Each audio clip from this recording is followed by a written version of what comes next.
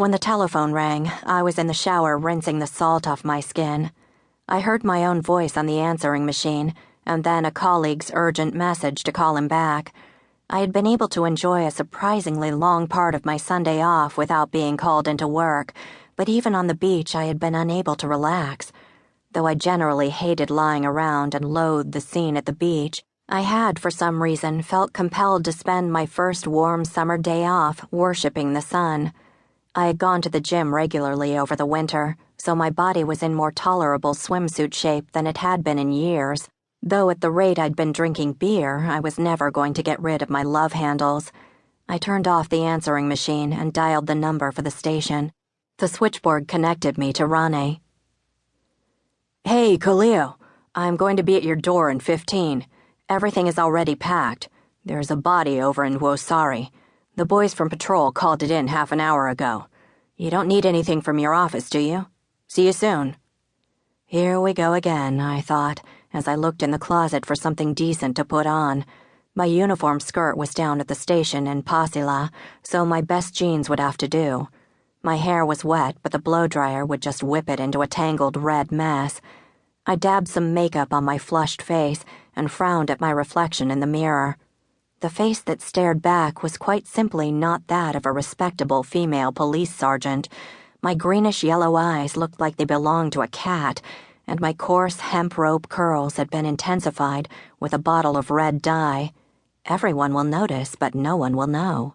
The feature most likely to provoke contempt was my snub nose, which was mottled with freckles by the sun. Someone had once called my lips sensual, referring, I think, to my full lower lip.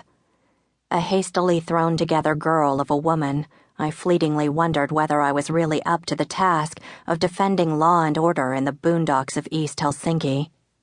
Rane's sirens were audible in the distance. Like half of the police officers in Finland, he loved running them at every opportunity. The dead don't exactly run away, but the public didn't need to know that. "Forensics went on ahead," Rane said matter-of-factly as I clambered into the passenger seat of the Saab. "So, body in Wosari, drowned, but it sounds like there's something off about it. Dude about 30.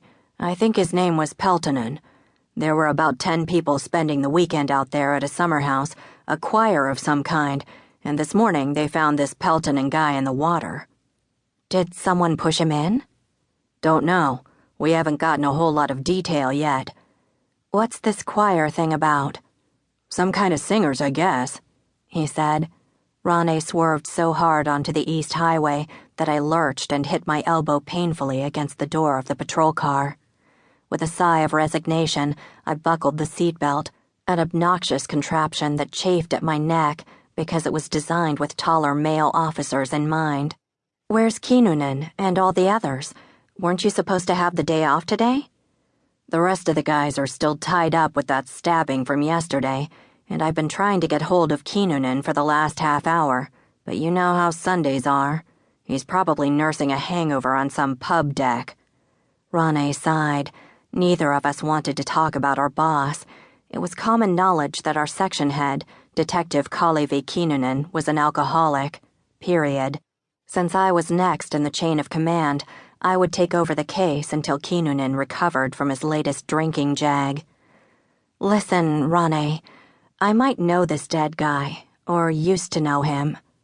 "My vacation starts tomorrow, and I intend to take it. This case is yours, whether you like it or not. You don't get to pick and choose in this job." It was obvious from Rane's tone that he thought I should have continued studying to be a lawyer, since then I could have chosen my cases. He had always regarded me with a certain degree of suspicion, as did many others in the department.